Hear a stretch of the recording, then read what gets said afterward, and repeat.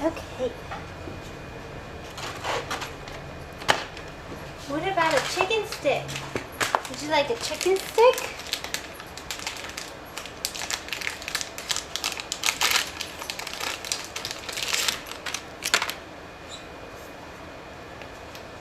That's recording. Yes? Would you like a chicken stick? We're going to read Walter the Farting Dog. You're going to love this book. So good?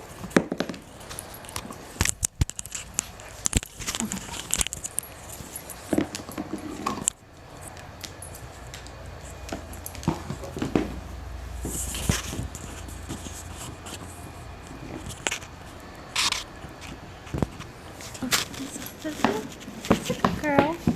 Let's just take this off. You get comfy. Oh my goodness. It's all tangly. It's all tangled.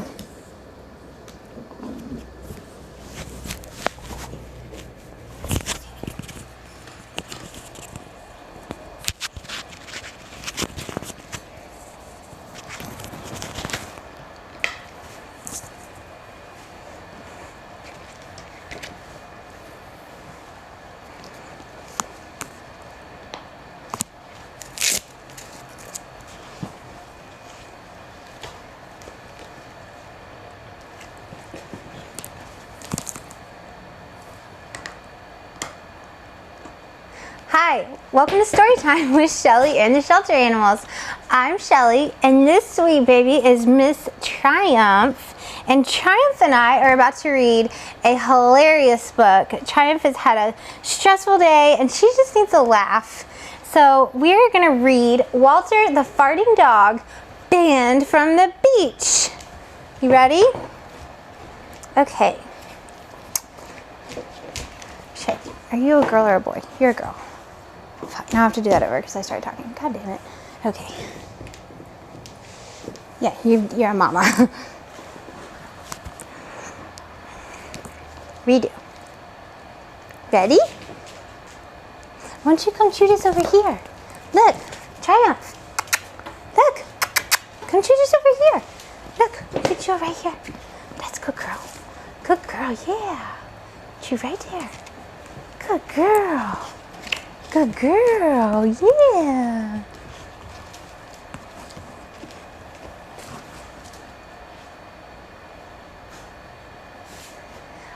Hi, welcome to Storytime with Shelly and the Shelter Animals. I'm Shelly, and this sweet lady is Miss Triumph. And Triumph has had a stressful day, and she just needs a laugh. So we are going to read this hilarious book, Walter the Farting Dog, Banned from the Beach. You ready? This is a funny book. Are you ready to laugh? Okay, let's get started. This book is for everyone who's ever felt misjudged or misunderstood. Okay. Mr. and Mrs. Crab were having a ton of fun. There was sand and sea and sunshine every day. There was swimming and snorkeling and parasailing and lots of staff to boss around. "You there," called Mrs. Crab to the pool attendant. "Get that leaf out of the water. And bring us some fresh towels," Mr. Crab said. "Make it snappy." "If only that dog weren't ruining my view," said Mrs. Crab. "Look at Walter. Do you see him?" "Yeah." "Oh, thank you." Okay. The dog, Walter, digging happily in the sand. You never know where an old bone might be hiding. He detected something under the sand and dug more frantically. "Treasure! A bone! And it's a big one!" He strained to tug it free, and he let out an enormous fart. The umbrella that was shading Mr. and Mrs. Crab was blown into the sea. They watched aghast as it was carried away by the undertow. At that moment, Father and Mother arrived with Betty and Billy. Mr. Crab stomped over to Father. "Is this your dog?" "Yes," admitted Father. "That's our Walter." "He shouldn't be allowed on the beach," shouted Mr. Crab.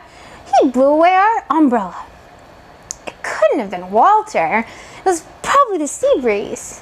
"The sea breeze doesn't smell like that." said Mrs. Crab. Here you go, right there. That evening, Mother said, wouldn't it be wonderful if we had our own little vacation home right on the beach? We can't afford it, said Father, who'd just bought himself a new set of golf clubs. Walter eats us out of house and home. Walter farted guiltily. There was a knock on the door. It was the manager of the resort. We've been getting complaints about that dog of yours. We can't allow him on the beach. I didn't see any rules about dogs in your brochure, said Father. It's a new rule, and it starts today. The manager stomped off. Sorry, Walter, said Father. You're banned from the beach. Walter farted sadly. Never mind, Walter, said Billy. Let's go for a walk in the village. Just stay away from the beach, warned Mother. In the quaint little village, lights twinkled in the trees. Everyone was enjoying the gentle breeze and the sweet smells of the tropical night. Walter was enjoying himself, too. Travel broadens a dog's mind, he thought, farting philosophically. The Crabs were sitting nearby at a sidewalk cafe, complaining about their key lime pie. Mrs. Crab counted the problems on her fingers. It's not big enough. It's not green enough. It's not sweet enough. Or maybe it's too sweet, said Mr. Crab, smacking his lips. A pelican flapped its wings at Walter, and Walter farted in alarm. The power of Walter's fart blew the meringue off of Mrs. Crab's pie. It landed in his face and made an awful mess. The Crabs glared at Walter. That dog is ruining our vacation. They sound like very unhappy people. Next morning, Father got a phone call from the chief of police. I've had a serious complaint about your dog, said the chief. I'm afraid we can't allow him on our streets. Father hung up. Sorry, Walter, you're banned from the village. But where can Walter go now? Asked Billy. He's grounded, said Father. He stays inside. That's not a very nice vacation for Walter, said Betty. Walter farted. Need I say more? Asked Father. When everyone went out to go have fun, Walter stayed inside with his nose pressed against the window. That's so sad. He didn't get to go. Well, thought Walter, I'll just have to make the best of it. He sniffed around for something to eat and found a sack of strange-looking tropical fruit. The label said, cook thoroughly. Do not eat raw. Well, since Walter couldn't read, he ate it anyway. Then he went to snooze in the sunshine pouring through the window. Betty and Billy were building a sandcastle on the beach. Look, said Betty, pointing out to sea. How did that get out there? That's island. It wasn't there before. It must have been underwater, said Billy. Now that the tide is out, we can get there. Let's go. They waded out through the shallow water to explore the mysterious island.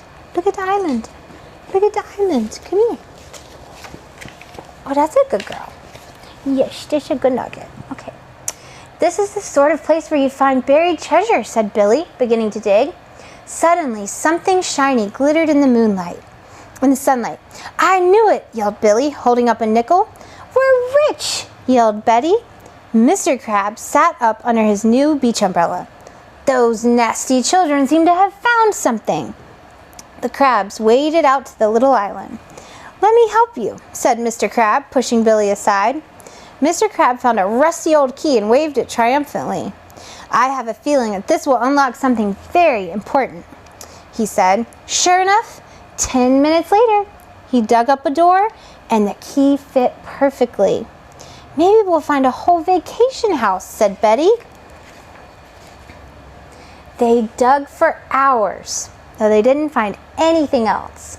And they didn't notice that their island was shrinking. The tide was rising fast, and the waves began to lap at their feet. Betty looked up and gasped, How did the beach get so far away? It's the tide, cried Billy. We're marooned. Out of my way, shouted Mr. Crab, and leaped into the water. Mrs. Crab dove in after him, followed by Betty and Billy. They swam as hard as they could, but the undertow was too strong. The current swirled around them, dumped them back on their shrinking little island.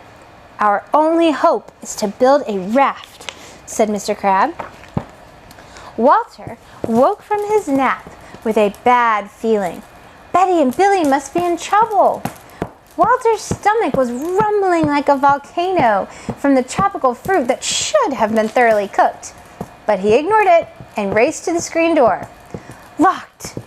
He stepped back and charged, bursting through the screen and leaving a Walter-shaped hole in the door.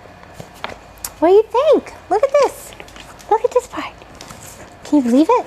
Walter ran to the beach and saw 4 figures in the distance. With the water rising all around them, Mr. and Mrs. Crab were launching their raft. Billy was trying to help Betty.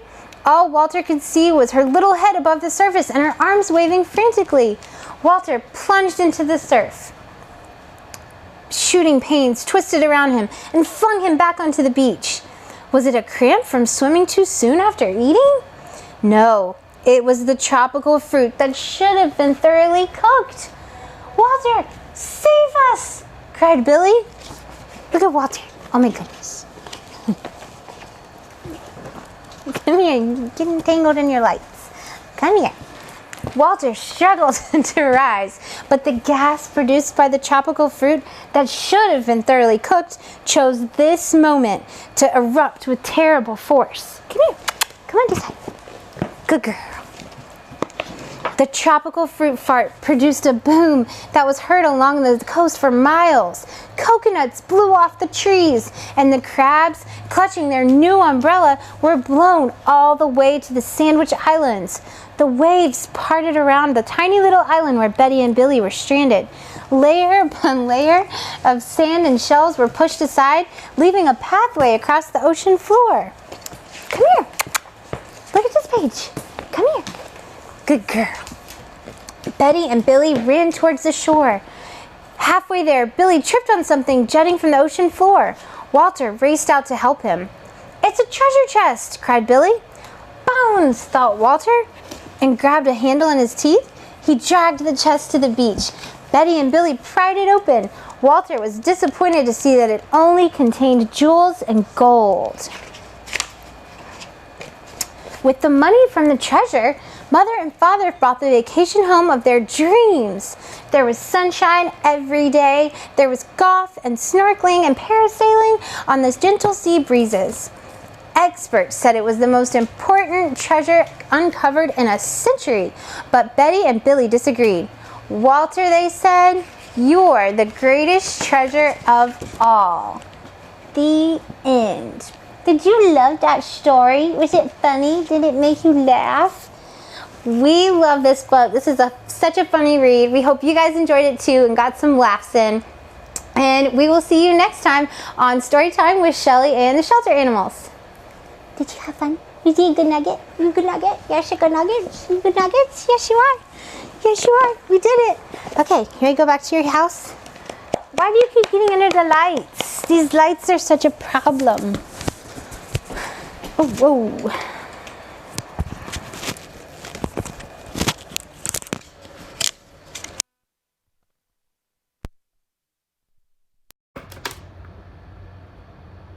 Are you kidding me?